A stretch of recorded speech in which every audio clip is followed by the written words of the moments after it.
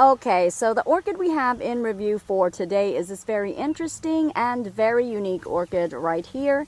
This is a species orchid called the Dendrobium junceum, and this is native to the beautiful island of the Philippines and also to Borneo.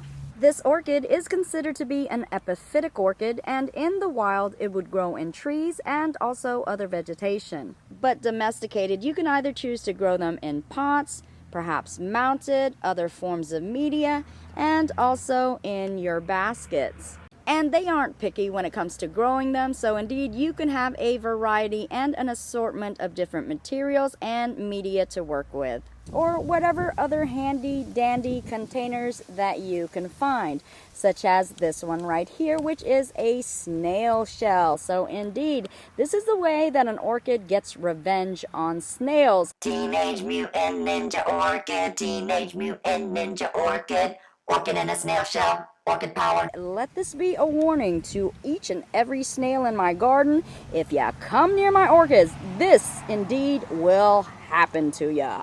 Dun-dun-dun-dun. Now, the suitable structure of this particular orchid is very similar to the Latorias, where you will find that at the very base it is very thin and very slender, and then it begins to swell up a bit, as you can see right here. Then at the tip it's going to taper off, and that is where you will begin to see the terete type of leaves. And yes, the leaves on this orchid is very interesting indeed, reminding me of pine needles, also having a grass-like quality to it as well. This indeed is known as the terete form of foliage. Now, the leaf color on this orchid can actually vary just depending on the lighting and also the weather.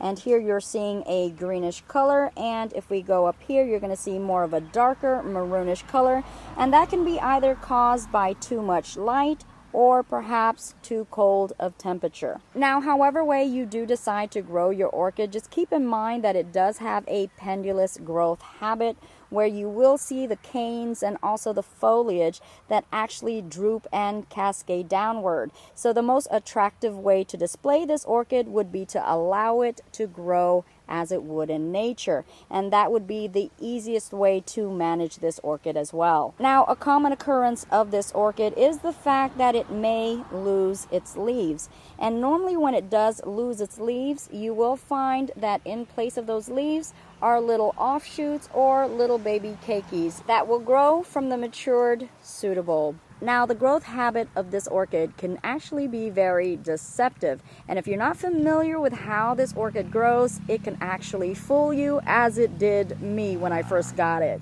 So from time to time you may run across a growth that appears to have a stem that is completely dead, as in this case right here. But if we take a closer look, you will find that right here it has a new growth of a keiki, and at the very base it did produce some blooms. But again, if you just see this without any growth, you would assume that perhaps it is dead, and you would hastily snap it away just to maintain a nice appearance of this orchid. Again, when in fact it is still alive. So yeah, that is one of its deceptive growth habits. And yet another deceptive habit of this orchid is, if we take a look at the very tip right here, you are going to notice that there is somewhat of a dried sheath material right there, but it appears that it is dead at the very tip, when in actual reality, guys, this is the way that it blooms, right from this very tip. So what I was noticing is a lot of dried out tips, and I thought it was very unattractive, and I was literally plucking them off, and at the same time wondering why it would never bloom for me. Well, I was actually the culprit. I was the one that would not allow this to bloom. So yes, another deceptive habit that we have to be mindful of. Now, the bloom habit of this orchid is that it will bloom from a mature and pendulous growth, and it will bloom at the very, very tip, and you will find 1 to 2 blooms per tip. Now the blooms on this orchid is very teeny tiny, measuring at about 1 inch in diameter. It is supposed to be fragrant, although I haven't noticed a fragrance on mine. It is a very dainty and adorable bloom. And although the blooms are very miniature on this orchid, a good thing to know about this plant is the fact that on a mature orchid, it can bloom several blooms throughout. Now the orchid blooms do come in an assortment of color, as I have seen them in creams, I've seen them in whites, greens, and a peachy pinky color as well. So they do come in a variation of colors. Now keep in mind that this is an orchid that does appreciate a dry winter's rest, and just as long as you can provide them a dry winter's rest, then they'll be more than obliged to provide you with their beautiful, adorable blooms. And the bloom season on this orchid is in the spring and also the summer months. This is an orchid that is a warm to hot grower, does love moisture, but also needs dry time in between. So depending on how you're growing this orchid will determine exactly how much you should water it.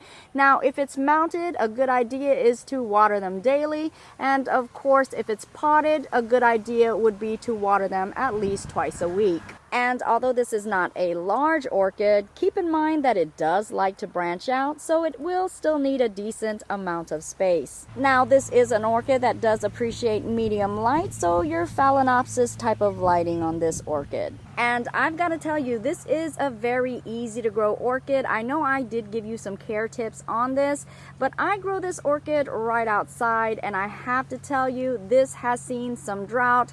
This has seen some pretty hot temperatures, and also some pretty cold temperatures as well. And this still manages, maintains, and continues to thrive and flourish on.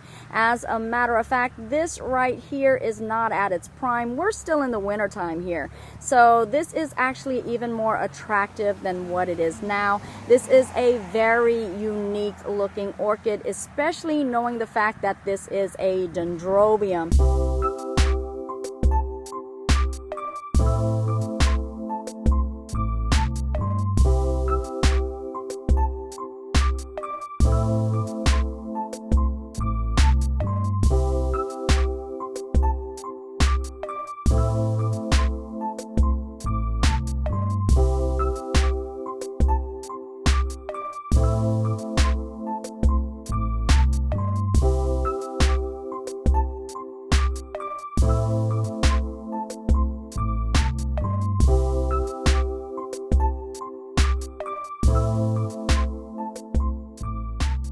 And there you have it, folks. That is an absolute Dendrobium junceum wrap.